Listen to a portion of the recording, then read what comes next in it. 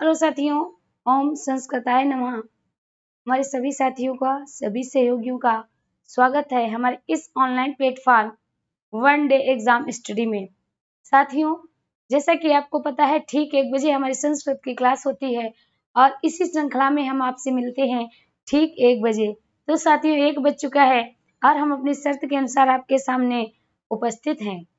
दोस्तों, आज हम बात करने जा रहे हैं संस्कृत की एक नई टेस्ट सीरीज के साथ। और जल्दी से जो साथी लाइव आ चुके हैं, जल्दी से वीडियो को लाइक कर दें और शेयर कर दें ताकि आपके और भी साथी आपके लाइव आ सके। साथियों, आज की टेस्ट सीरीज का पहला प्रश्न आपको स्क्रीन पे दिख रहा होगा। प्रश्न है, किरातार्जुनीयम का पात्र कौन है? ए यक्ष, बी लव, सी राम, डी वशिष्ठ। तो साथियों, अगर हम किरातार्जुनीयम की बात करें तो किरातार्जुनीयम किससे लिया गया है? महाभारत से लिया गया है। किससे? महाभारत से।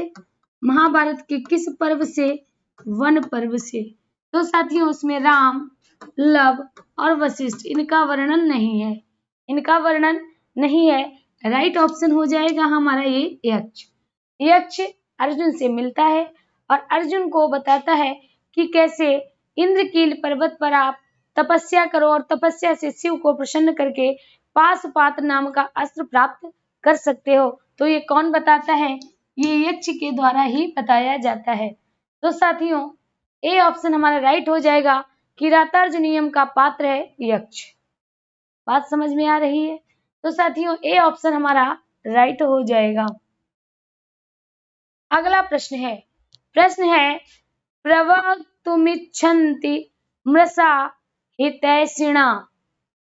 प्रवक्तुमिच्छन्ति मृषा हितैषिणा। ये सूक्ति उद्धृत है यानी कहाँ से ली गई है?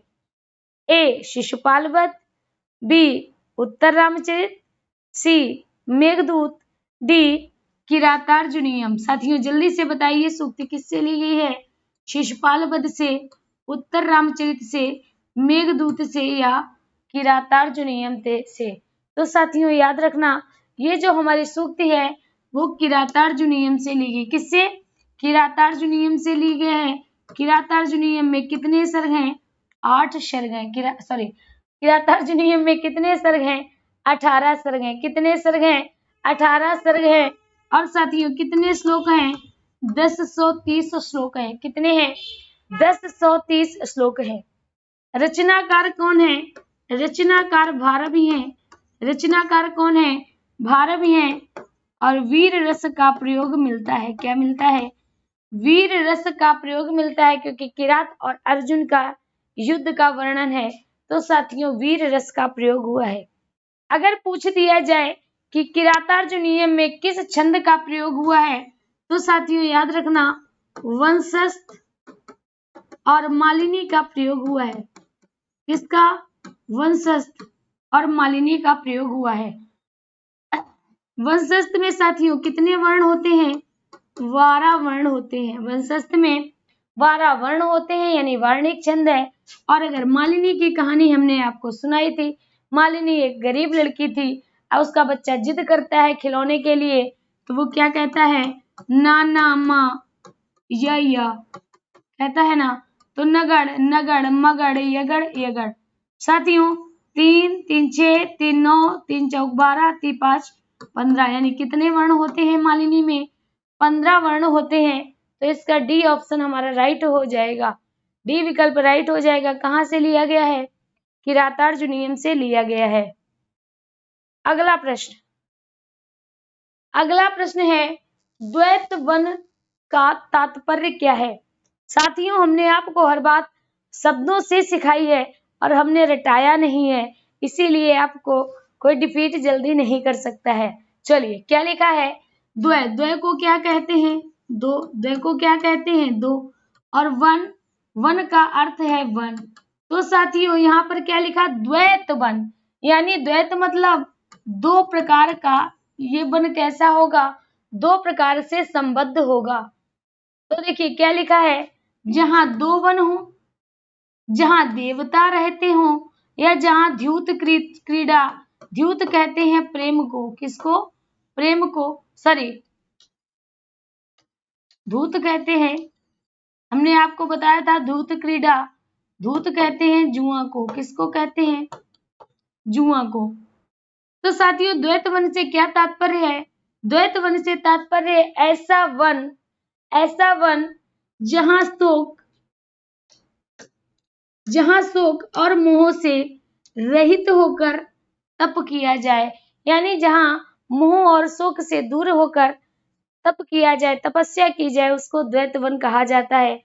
तो राइट ऑप्शन हमारा क्या होगा? ए, द्वैत वन है ऐसा वन जहां पर दो प्रकार की क्रियाएं हो रही हैं, यानी शोक और मोह को त्याग कर तपस्या की जा रही है। अगला प्रश्न है साथियों उत्तर रामचरितम। उत्तर, हमने उत्तर क्यों कहा समझ जाइए। रामचरितमानस, रामचरितम मतलब रामचरितमानस में कितने अंकों का नाटक है? तो आप बताइए रामचरितमानस में कितने कांड हैं?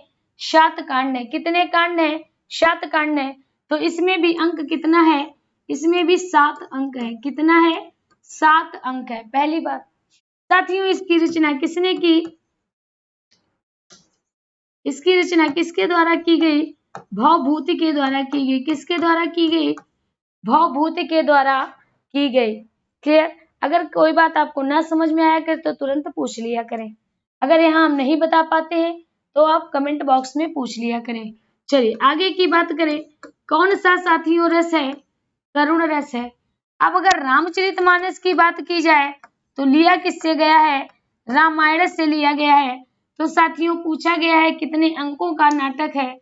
तो ऑप्शन हमारा क्या हो जाएगा? 7 हो जाएगा। क्या हो जाएगा? 7 हो जाएगा। ए ऑप्शन हमारा सही होगा। अगला प्रश्न है कह रहा है छाया अंक भवभूति के किस नाटक से संबंधित है? यानी कोई ऐसा नाटक है जिसमें छाया अंक का वर्णन है। किसमें? जिसमें किसी अंक को छाया अंक के नाम से संबोधित किया गया है। साथियों अगर हमें छायांक की बात है, अगर बात छायांक की है तो राइट ऑप्शन हमारा क्या होगा? राइट ऑप्शन आप बताएंगे महावीर चरित, मालती माधव या उत्तर रामचरितम। तो राइट विकल्प हो जाएगा उत्तर रामचरितम। दूसरा इसमें साथियों छायांक का वर्णन है, इसी में गर्भांक है, गर्भांक का भी वर्णन इसी में है। तो याद कर लेना छायांक और गर्भांक का वर्णन है। रचना किसने की है? भवभूति के द्वारा की गई है। किसके द्वारा? भवभूति के द्वारा। अंक कितने हैं? 7 अंक हैं। बात समझ में आ रही होगी? बात समझ में आ रही होगी? क्लियर? चलिए आगे की तरफ चलते हैं। अगला प्रश्न देखते हैं। अगला प्रश्न है अस्त्युत्तरस्याम दिशि देवतात्मा यह चरण किस महाकाव्य को प्रारंभ करता है? यानी ये पंक्तियों से किसी महाकाव्य की शुरुआत होती है। रघुवंश, किरातार्जुनीयम, कुमार संभव या मेघदूत। दोस्तों तो बात करें अस्त्युत्तरस्याम दिशि देवतात्मा, ये साथियों लिया गया है किससे शुरुआत होती है? कुमार संभव की शुरुआत इसी से होती है। किसकी? कुमार संभव की शुरुआत इसी से होती है। कुमार संभव की रचना किसने की? कालिदास ने की। किसने? कालिदास ने की। कितने हैं? 17 भागों में डिवाइड है। कितने भागों में डिवाइड है? 17 भागों में डिवाइड है। अगर पूछा जाए कितने श्लोक हैं तो कितने श्लोक हैं साथियों? 1096। कितने हैं? 1096 श्लोक हैं। बात समझते रहना। अब बात करें महाकाव्य की तो साथियों महाकाव्य में आप याद रखना एक तो बृहस्त्रयी है, दूसरा लघुस्त्रयी है। बृहस्त्रयी में हमने आपको बताया किशन, क्या बताया? किशन, किरातार्जुनीयम, शिशुपाल वध और नैषधीय चरितम। अब लघुस्त्री की बात करें कुमार संभव, मेघदूत और रघुवंश। इसको ट्रिक क्या है? आप याद रखो कुरमे। क्या याद रखना है? कुरमे। कुरमे, किशन कुरमे, किशन कुरमे, किशन कुरमे। किशन मतलब बृहस्पति और कुरमे मतलब लघुस्त्रयी। बात समझ में आ रही होगी। तो साथियों जो रघुवंशम है वो हमारा क्या है? लघुस्त्रयी। जो हमारा किरातार्जुनीयम है वो बृहस्पति, कुमार संभव लघुस्त्रयी, मेघदूतम लघुस्त्रयी। बात समझ में आ गई। तो ये पंक्तियां कहाँ से शुरू होती है? इन्हीं पंक्तियों से हमारा कुमार संभव नामक महाकाव्य का शुरुआत होती है। चलिए अगला प्रश्न देखते हैं। अगला प्रश्न है बुद्ध चरित में सर्ग है। साथियों याद रखना बुद्ध चरित बहुत बड़ा महाकाव्य है। इसमें बुद्ध के जीवन चरित्र का वर्णन है। किसका? बुद्ध की जीवन कथाओं का वर्णन है, बुद्ध के बारे में वर्णन है। साथियों इसको लिखा किसने था? अश्वघोष ने। किसने लिखा था? अश्वघोष ने। और इसमें कितने सर्ग हैं? 28 सर्ग हैं। कितने सर्ग हैं? 28 सर्ग हैं। बात समझ में आ रही होगी। अगर यहाँ पर एक प्रश्न और पूछ दिया जाए, क्या पूछा जाए? पूछ दिया जाए कि इसमें किस रस का प्रयोग हुआ है, तो इसमें शांत रस का प्रयोग हुआ है। किस रस का? शांत रस का प्रयोग हुआ है। तो पूछा गया है बुद्ध चरित में कितने सर्ग हैं? ऑप्शन बी हमारा राइट हो जाएगा, 28। क्या होगा? 28 ऑप्शन राइट हो जाएगा। अगला प्रश्न है महाभारत की प्रमुख घटना क्या है? द्रौपदी का बेड़ी गुंथन, द्रौपदी का वस्त्रहरण, दुर्योधन भीम संवाद या कोई नहीं। तो साथियों जो महाभारत की कथा है, महाभारत की गाथा को जन्म देने वाला द्रौपदी का चीरहरण था। क्या? द्रौपदी की जो साड़ी खींची गई उसी ने महाभारत की कथा को जन्म दिया। तो यहाँ पर राइट ऑप्शन क्या हो जाएगा? बी ऑप्शन हमारा राइट हो जाएगा, द्रौपदी का वस्त्रहरण या चीरहरण। द्रौपदी का वस्त्रहरण या चीरहरण। तो बी ऑप्शन हमारा सही चला जाएगा, 8वें का बी हो जाएगा। अगला प्रश्न है। प्रश्न को शुरू करने से पहले साथियों ये श्लोक दिया है, इससे रिलेटेड प्रश्न हमारे आगे आएंगे। क्लियर? ये हमारा श्लोक दिया है, इससे रिलेटेड प्रश्न आगे आएंगे। तो हम क्या करते हैं? इसका अर्थ समझते हैं। लिखा है विपत्ति धैर्य मथा, विपत्ति काल में धैर्य, विपत्ति काल में धैर्य, धैर्य मथा यानी विपत्ति काल में धैर्य, तथा अभ्युदय क्षमा, और अभ्युदय यानी उत्थान काल में, उत्थान काल में, समृद्धि काल में क्षमा। क्लियर? सदस्य, सदस्य कहते हैं सभा, सदस्य मतलब सभा, सभा काल में वाक्य पटुता यानी वाक्य निपुणता, वाक्य विन्यास, युद्धि विक्रमा, युद्धि मतलब युद्ध के समय, विक्रम, विक्रम कहते हैं साहस को, शौर्य को या पराक्रम को। तो युद्ध कार्य में पराक्रम। आगे क्या लिखा है? यशस्वी चाभि रुचि व्यसनम। फिर से देख लो, यशस्वी चाभिरुचि व्यसनम श्रुति। अब साथियों यहाँ व्यसनम की बात समझ लीजिए, व्यसनम का अर्थ समझ लीजिए, क्योंकि व्यसनम के 2 अर्थ होते हैं। बिल्कुल सही। चलिए तो व्यसनम का अर्थ देखते हैं। यहां तक बात समझ में आ गई। अब देखिए व्यसन कहते हैं, व्यसन कहते हैं महात्मा को। किसको? महात्माओं को। क्लियर? श्रुति, श्रुति कहते हैं सुनकर, यानी जो महात्मा होते हैं, महात्मा होते हैं। 2 इसके अर्थ निकलेंगे, बात समझते जाना। 2 अर्थ निकलेंगे कि सुनने से क्या होता है? व्यसन होता है, अर्थात आनंद की प्राप्ति होती है। व्यसन से आनंद की प्राप्ति होती है।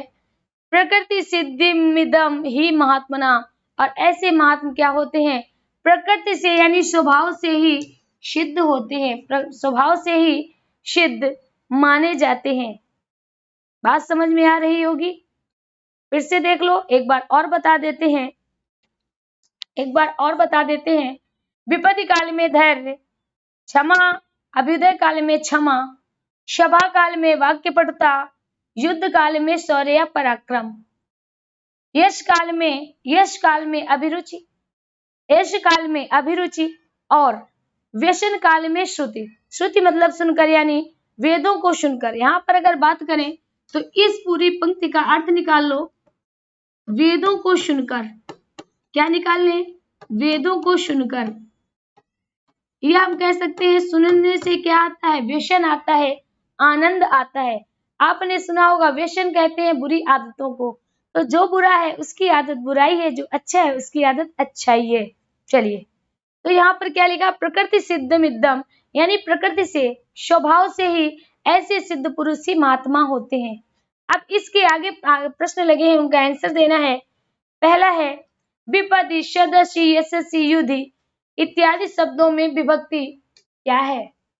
प्रश्न है विपदि, सदसि, यशस्वी, युधि इत्यादि शब्दों में किस विभक्ति का प्रयोग किया गया है? तो साथियों इसमें विभक्ति है सप्तमी एकवचन। किसका प्रयोग हुआ है? ऑप्शन हमारा चला जाएगा सप्तमी एकवचन। आपको रूप याद नहीं होते, याद कर लीजिए, आगे आने वाले समय में हम भी आपको याद कराएंगे। चलिए आगे देखते हैं क्या लिखा है। षष्ठी विभक्ति प्रयुक्ता, यानी किसमें षष्ठी विभक्ति का प्रयोग हुआ है? किसमें षष्ठी विभक्ति का प्रयोग हुआ है? तो साथियों श्रुतों की बात करें, इसमें तो हमारा प्रत्यय जुड़ा हुआ है। क्या प्रत्यय जुड़ा हुआ है? अभ्युदय, महात्मनाम, विपदि। अब देखिए हमने आपको क्या कहा है, सबसे पहले हम महात्मा को चेक कर लेते हैं या अभ्युदय को चेक कर लेते हैं। अभ्युदय से क्या होगा?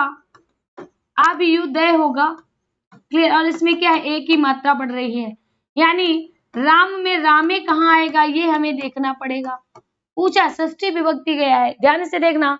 रामा, रामौ रामा, रामम, रामौ रामान, रामेण, रामेभ्याम रामई, रामाय, रामभ्याम रामेभ्या, रामात, रामेभ्याम रामेभ्या, रामस्य, रामयो रामाणाम, रामस्य, रामयो रामाणाम, महात्मा नाम, महात्मा नाम, रामस्य, रामयो रामाणाम।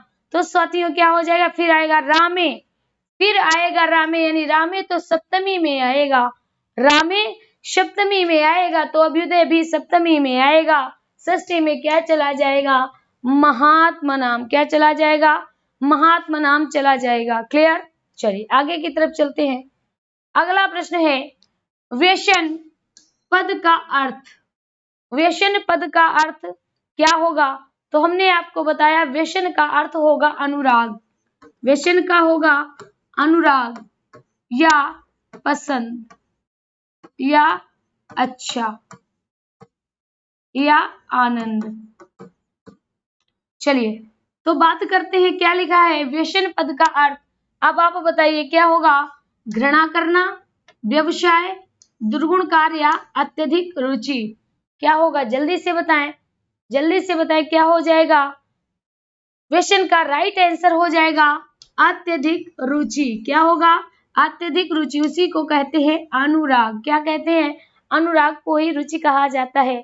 तो सही विकल्प हमारा ए हो जाएगा। अगला प्रश्न है महात्माओं के स्वाभाविक गुण है, यानी महात्माओं के स्वाभाविक गुण क्या हैं? वेदों में अत्यधिक रुचि, विपत्ति में धैर्य, युद्ध क्षेत्र में पराक्रम या सभी। तो साथियों तीनों गुण थे, यानी राइट ऑप्शन हो जाएगा हमारा डी सभी। राइट ऑप्शन हो जाएगा डी सभी। चलिए अगला प्रश्न देखते हैं। अगला प्रश्न है यश प्राप्ति में कौन अनुराग रखता है? यश प्राप्ति में कौन अनुराग रखता है? महात्मा लोग, दुरात्मा लोग, लालची लोग या कोई नहीं। तो हमने आपको क्या बताया था कि जो सभी हमारे वर्णन थे वो किसके विषय में थे? महात्माओं के बारे में थे। किसके बारे में? महात्माओं के बारे में थे। तो राइट ऑप्शन हमारा चला जाएगा महात्मा लोग। यश प्राप्ति में कौन अनुराग रखता है? महात्मा लोग अनुराग रखते हैं। ए विकल्प हमारा राइट होगा। अगला प्रश्न है महात्मा लोग उन्नति के समय बने रहते हैं, यानी जब उनका उन्नति होता है तो क्या रहते हैं? धैर्यवान, क्षमावान, पराक्रमी या कोई नहीं। तो जल्दी से बताएं, आपको याद नहीं होगा। चलिए ले चलते हैं आपको।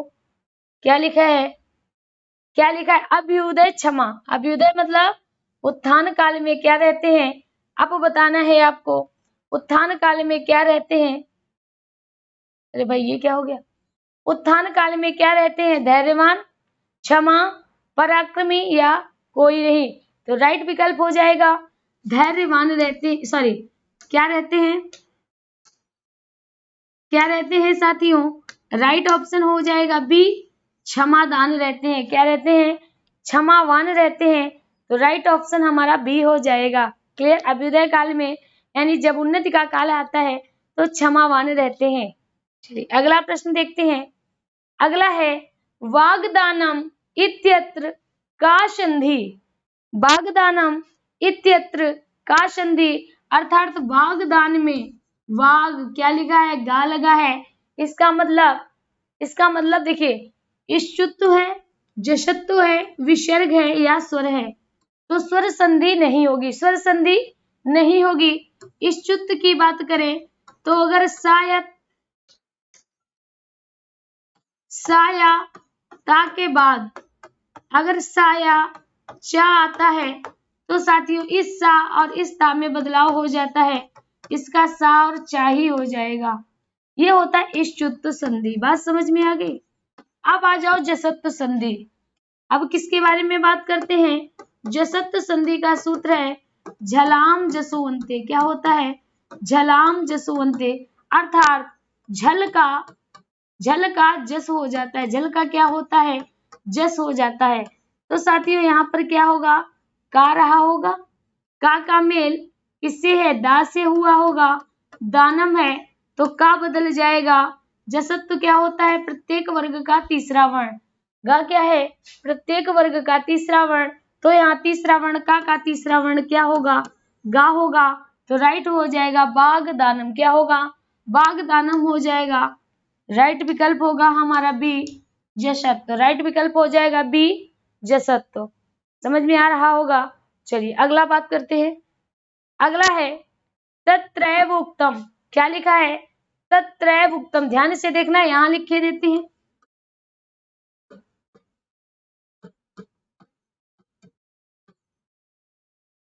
देखिए सबसे पहले ये इससे टूटेगा और ए की मात्रा आ और ए में टूटेगी। तो साथियों यहाँ पर क्या होगा? तत्र होगा और यहाँ पर क्या होगा? एव होगा। अब जो ओ होगा ओ टूटेगा आ और ऊ में। तो बा में तो आ लगा हुआ है ना, और बचा क्या? उक्तम। यानी हमारा क्या होगा? तत्र धन एव धन उक्तम। क्या होगा? तत्र धन एव धन उक्तम। कैसे? देखिए यहाँ पर आ और ए है, आए हो गया। बात समझ में आया। यहाँ पर आ और ऊ है तो ओ हो गया। तो क्या हो गया? तत्रैवोक्तम। क्या होगा? तत्रैवोक्तम हो जाएगा। देखिए इसमें देखिए तत्र तो सही है लेकिन एव नहीं होगा और ओ नहीं होगा। यहाँ पर तत्रे नहीं होगा। यहाँ पर साथियों तत्र एव है तो औक्तम नहीं होगा। तो राइट विकल्प हमारा क्या हो जाएगा? तत्र धन एव धन उक्तम। तत्र धन एव धन उक्तम हमारा सही विकल्प होगा। चलिए अगला देखते हैं। अगला प्रश्न है भवन में प्रकृति प्रत्यय है। भवन में प्रकृति और प्रत्यय ध्यान से देखना। तो साथियों भू तो हमारा धातु है। भू क्या है? भू हमारी धातु है। अब अगर सानच होगा तो अंत में मान आएगा। सानच होगा तो अंत में मान आएगा। शत्र होगा तो अत आएगा, अन आएगा और अंति आएगा। अगर लेप होगा, ये लेप लिखा है, अगर साथियों लेप होगा तो अंत में या और आगे उपसर्ग आएगा। बात समझ में आ गई। और अगर अक्ता है तो ये ता और तम आएगा। अब आप बताओ क्या दिया है? भवन दिया है तो भूधन अन। ऊ का मेल जब आ से होगा तो व बना होगा। तो साथियों क्या हुआ? भूधन अन भवन। क्या होगा? भूधन अन अर्थात हमारा बी ऑप्शन राइट हो जाएगा। साथियों सिर्फ संधि का ज्ञान हमें संधि के लिए ही नहीं चाहिए, हमें उपसर्ग निकालना है, हमें प्रत्यय निकालना है, तभी निकाल पाएंगे जब हमें संधियों का ज्ञान होगा। चलिए आगे देखते हैं। अगला प्रश्न है, आगे है दृश्य धन तुमुन। दृश्य में तुमुन जोड़ना है तो क्या होगा? दृश्य हो जाएगा। क्या होगा? दृश्य हो जाएगा। क्लियर? दृश्य हो गया। बात देखना, हमने क्या जोड़ा? तुमुन जोड़ा। जब तुमुन को जोड़ेंगे तो तुमुन का क्या बचेगा? तुम बचेगा। तो साथियों इसमें परिवर्तन हो जाएगा। क्या हो जाएगा? हो जाएगा दृश्य तुम। क्या होगा? दृश्य तुम हो जाएगा। तो ऑप्शन कौन सा राइट होगा? यन नहीं होगा। अत अन अंति से यानी इसमें होता तो शत्रु होता। क्या होता? शत्रु होता। बात समझ में आ गई। दृष्टवा में अक्त्वा प्रत्यय होता। क्या? अक्त्वा। दृष्टुम में तुम प्रत्यय है, तुमुन प्रत्यय दिख नहीं रहा आपको क्योंकि इसमें कुछ परिवर्तन हुआ है। दृश्यति में, दृश्यति में। बात समझ में आ गई। तो राइट ऑप्शन हमारा क्या हो जाएगा? अरे भाई क्या कर दिया? राइट ऑप्शन हो जाएगा डी, दृष्टुम। राइट ऑप्शन डी, दृष्टुम। अगला प्रश्न देखिए, दृश्यत की बात करें तो दृश्यत में क्या होगा? दृश्यत में अड़ित प्रत्यय आएगा। क्या? अड़ित प्रत्यय आएगा। बात समझ में आ रही होगी। चलिए आगे की तरफ चलते हैं, अगला देखते हैं। अब यांतर यत्न कितने प्रकार का होता है? तो यत्न कितने प्रकार के होते हैं? दो। एक तो होता है साथियों अभ्यंतर और दूसरा होता है बाह्य। बाह्य के कितने प्रकार होते हैं? 11 होते हैं। इसमें व्यंजन की अगर बात करें, व्यंजन के 8 प्रयत्न होते हैं और स्वर के हमारे 3 प्रयत्न होते हैं। अब अभ्यंतर की आ जाओ। अभ्यंतर में साथियों व्यंजन के 3 होते हैं और स्वर के 2 होते हैं। स्वर के कितने होते हैं? 2। तो टोटल कितने हो गए? 5। कौन कौन से? स्पृष्टम, ईशत स्पृष्टम। क्लियर? फिर इसके बाद आता है ईशत विव्रतम। क्या आता है? ईशत विव्रतम। स्वर की बात करें तो स्वर में आता है संवृत और विव्रत। तो साथियों कितने हो जाते हैं? अभ्यंतर प्रयत्न के 5 भाग होते हैं। अभ्यंतर प्रयत्न के 5 भाग होते हैं तो बी ऑप्शन हमारा सही हो जाएगा 5। अगला प्रश्न है जस प्रत्याहार के अंतर्गत कौन से वर्ण आएंगे? तो हमें जस प्रत्याहार याद होना चाहिए। जब गण दस, जब गण दस। क्लियर? जा, चा वर्ग का तीसरा वर्ण है। बा, पा वर्ग का दूसरा वर्ण है। का वर्ग का दूसरा वर्ण है। डा, टा वर्ग का तीसरा वर्ण है। दा, ता वर्ग का है। सा की इत संज्ञा हो जाती है। यानी वर्गों के प्रथम वर्ण का तृतीय वर्ण कौन सा है? तृतीय वर्ण है हमारा जब गण दस। यानी कौन सा सही होगा? जब ये वाला नहीं होगा, जब गण ये वाला नहीं होगा, जब गण दस यही हमारा सही हो जाएगा। इसमें भा नहीं होगा। सी ऑप्शन सही हो जाएगा। ज, ब, ग, ड़, द। तो याद रखना है जस क्या होता है? वर्ग का तृतीय अक्षर। क्या होता है? वर्ग का तृतीय अक्षर होता है। तो सी ऑप्शन हमारा हो जाएगा। जब गणदस क्या है? वर्ग के तृतीय अक्षर है।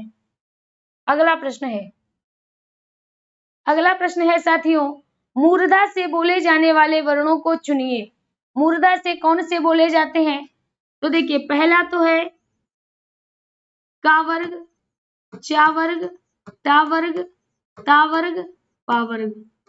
आ, ई, री, ला, उ। क्लियर? अब इसके बाद यहाँ इसको छोड़ दीजिए। यारा, लावा।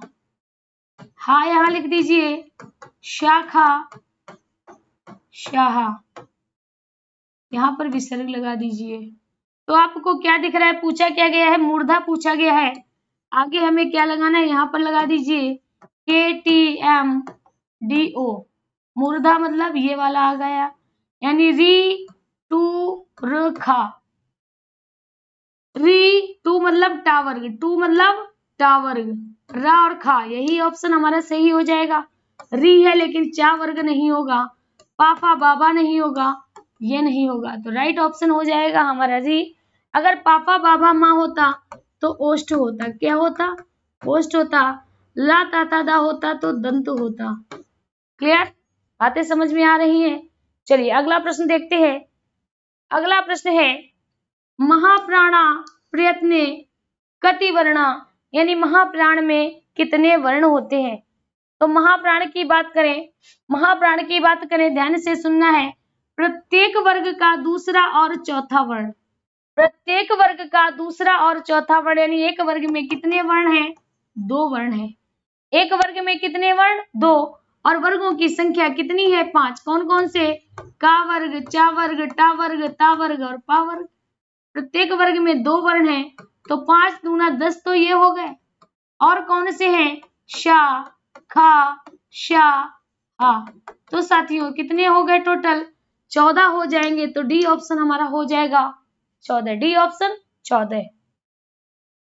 अगला प्रश्न है छात्रेषु देवदत्ता पटु। छात्रेषु देवदत्ता पटु अर्थात छात्रों में देवदत्त पटु है। क्या निकल के आया? छात्रों में देवदत्त पटु है। क्लियर? तो देखिए पहले तो हम ऐसे निकाल लेते हैं, कर्ता ने कर्म को कर्ण से संप्रदान के लिए अपादान से संबंध काकी के या रारी रे अधिकरण में या पर, यानी में से क्या निकल के आया? अधिकरण यानी सप्तमी निकल के आई। क्या निकल के आया? सप्तमी निकल के आई। बात समझते जाना। अब दूसरा छात्रेषु से हम राम से चेक कर लेते हैं, धातु रूप से चेक कर लें। रामा रामौ रामा, रामम रामौ रामान, रामेण रामभ्याम रामई, रामाय रामभ्याम रामेभ्या, रामात् रामभ्याम रामेभ्या, रामस्य रामयो रामाणाम, रामे रामयो रामेश, रामे रामयो रामेश। तो साथियों क्या आ रहा है? सप्तमी में रामेशु आया। सप्तमी में क्या आया? रामेशु आया। बात समझ में आ गई होगी। तो राइट विकल्प हमारा हो जाएगा ए सप्तमी। राइट विकल्प ए सप्तमी। अगला प्रश्न है तुभ्यम मिष्ठान्नम न रोचते। तुभ्यम मिष्ठान्नम न रोचते यानी इसमें कौन सा सूत्र लगेगा? याद है रुच्यर्थानाम, रुच्यर्थानाम प्रियमाणा चतुर्थी। यानी अगर कोई वस्तु आपके लिए रुचिकर है या रुचिकर नहीं है, कोई वस्तु अगर आपको प्रिय लगती है या नहीं लगती है, अगर कहीं पर रुचि वाला शब्द आया है तो वहां पर क्या हो जाएगा साथियों? चतुर्थी विभक्ति हो जाएगी। क्या होगी? चतुर्थी विभक्ति हो जाएगी। तो राइट ऑप्शन हो जाएगा हमारा ए चतुर्थी। राइट ऑप्शन हो जाएगा ए चतुर्थी। बात समझ में आ रही होगी। चलिए अगला प्रश्न देखते हैं। अगला प्रश्न है कर्णेन बधिरा। क्या लिखा है? कर्णेन बधिरा यानी कान से बहरा। कर्णेन बधिरा कान से बहरा, हस्तेन खंजा हाथ से लूला, पादेन खंजा पादेन खंजा पैर से लंगड़ा, पैर से लंगड़ा। क्लियर? मुखेन बधिरा, मुखेन बधिरा मुख कर्णेन बधिरा कान से बहरा, मुखेन मूका मुख से गूंगा, मुखेन मूका मुख से गूंगा, कर्णेन बधिरा कान से बहरा, हस्तेन लूला हाथ से लूला, पादेन खंजा पैर से लंगड़ा, अक्षणा काना आंख से काना। बात समझ में आ गई। तो ये सब क्या है? ये विकार है, अंगों के विकार है। अगर अंगों में कहीं विकार हो जाए तो साथियों कौन सा होता है? कौन सी विभक्ति होती है? तृतीया विभक्ति होती है। कौन सी विभक्ति होती है? तृतीया विभक्ति होती है। और सूत्र लगता है एनांग, यानी एन मतलब जिस, अंग मतलब अंग, एनांग विकारा। जिस अंग में विकार है उसके लिए आता है एनांग विकारा। क्लियर? तो साथियों साधकतम करणम, जब करण साधक का कार्य करे साधकतम करणम, जब सह साकम समम साधनम का प्रयोग हो तो सहयुक्त प्रधाने, जब किसी अंग में विकार आ जाए तो एनांग विकारा। कर्ता कर्णयोः तृतीया यानी कर्ता जब कर्ण बनता है तो कर्ता कर्णयोः तृतीया होता है। राइट ऑप्शन हो जाएगा हमारा सी एनांग विकारा। क्या होगा? एनांग विकारा हो जाएगा। बात समझ में आ रही होगी। चलिए अगला प्रश्न देखते हैं। अगला प्रश्न है अपनयति शब्द में जुड़ा उपसर्ग। तो आप बताओ उपसर्ग कहाँ जुड़ता है? आगे जुड़ेगा। हमें यहाँ क्या निकालना है? अपना शब्द निकालना है। अब देखिए अगर हम आ निकाल लेंगे तो पनयति होगा, कोई अर्थ नहीं। अनु निकाल लेंगे, अनु तो है ही नहीं। अप निकाल लेंगे तो नयति, नय, नय क्या है? नय धातु है। नयति हमारी क्या है? धातु है। किस लिंग की धातु है? किस लकार की धातु है? लट लकार की धातु है। बात समझ में आया? उद है नहीं तो राइट ऑप्शन क्या हो जाएगा? सी अप हो जाएगा। अप उपसर्ग हो जाएगा।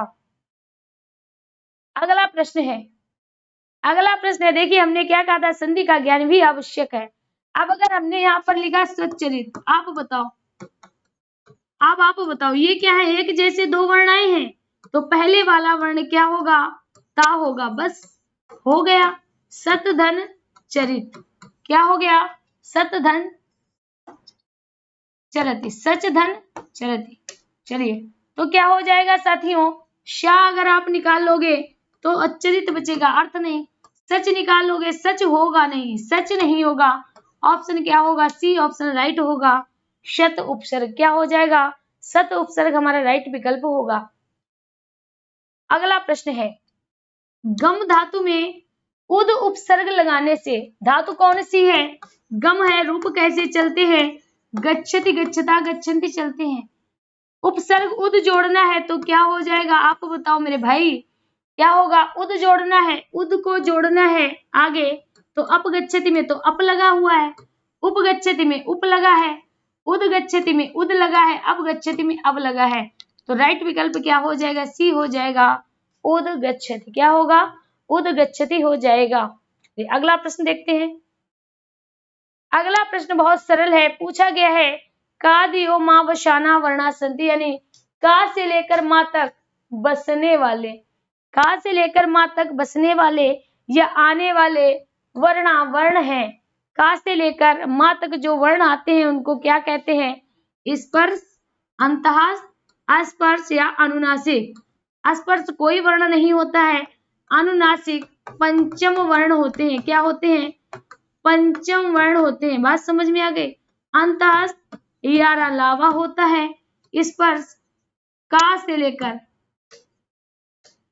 स्पर्श साथियों क्या होता है, का से लेकर माँ तक जो वर्ण होते हैं वो हमारे स्पर्श कहे जाते हैं। तो राइट विकल्प हो जाएगा स्पर्शा, राइट विकल्प हो जाएगा स्पर्शा। अगला प्रश्न है, अधो निर्दितेषु कंठ वर्णा अस्ति, यानी अधो मतलब नीचे, निर्दिष्ट मतलब जो दिए गए हैं उनमें कंठ वर्ण है। तो सबसे पहले हमने आपको बताया का वर्ग ही कंठ से बोला जाता है। दूसरा सूत्र होता है अकुहा विसर्जनीया, अकुहा विसर्जनीया यस्य सा। बात अब आ की का, हा और विसर्गीय कहाँ से बोले जाते हैं, कंठ से बोले जाते हैं। बात समझ में आ गई। तो साथियों का वर्ग में गा है जो कंठ से बोला जाता है। जा, चा वर्ग का आता है, चा वर्ग कहाँ से बोला जाता है, चा टी, चा के टी हम बताया, तो चा वर्ग तालु हो जाएगा। ई हमारी क्या होगी, तालु से होगी। टा कहाँ से होगा, मूर्धा से होगा। बात समझ में आ रही। तो ये थे दोस्तों हमारे टॉप 30 क्वेश्चन। सीरीज आपको बेहतर लगी होगी। हमें बस आपके सहयोग और प्यार की आवश्यकता है, जो कि हमारे साथी भरपूर दे रहे हैं। साथियों, अब एक छोटी सी सूचना है, अगर आप लोगों की कहीं से भी मैथ थोड़ी कमजोर है तो अपने आप को वीक ना होने दें। और ये जो बैच हमारा चल रहा है, ये बैच यूपी टेट और सुपर टेट का कंप्लीट कोर्स है मैथ के लिए। तो साथियों, अपने स्कोर को कम ना होने दें। जिनको मैथ में प्रॉब्लम आ रही है वो इस बैच को जरूर ले लें। फीस आपके लिए बिल्कुल ना के बराबर है, शायद आपका 2 दिन का खर्चा भी नहीं होगा। चलिए, अगर आप इसको ज्वाइन करना चाहते हैं तो सबसे पहले धुरीना ऐप को डाउनलोड करें और रजिस्टर कर लें। रजिस्टर करने के बाद आपको सर्च करना पड़ेगा math complete course for UP TET and super TET. जब आप इसको सर्च करेंगे तो आपको सर की फोटो मिल जाएगी, बस इसको ओके कर लेना और इसको बाय कर लेना है, आपका बैलेंस कट जाएगा। मतलब इसको जब बाय करोगे तो पैसे देने पड़ेंगे ना, तो बाय कर लो और आपको क्लासेस मिलने लगेंगी। क्लास स्टार्ट हो चुकी है, तो साथियों बिना वक्त गवाए, बिना समय गवाए आप बैच अवश्य ले लें। जिनको प्रॉब्लम हो रही, कंपलसरी नहीं है। तो दोस्तों, ये थी हमारी आज की सूचना। धन्यवाद। आज की क्लास कैसे लगी है कमेंट जरूर करें। धन्यवाद।